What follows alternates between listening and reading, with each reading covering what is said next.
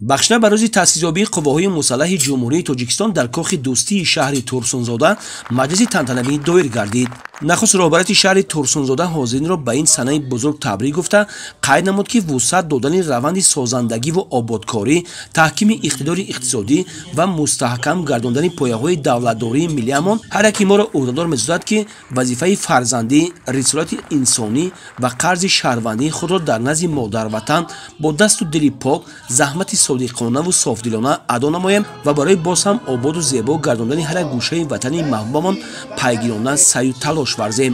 афсарону сарбозони шуҷои ҷузу томҳои қувваҳои мусаллаҳи дар шаҳри турсунзода буда минбаъд низ рисолат ва уҳдадориҳои худро бо рафтору низоми намунавӣ, садоқат ба савганди ҳарбӣ адо намуда, ҷашнҳои милливу таърихӣ дар пеш истодаро бо сарбаландиву дастовардҳои арзанда истиқбол мегиранд.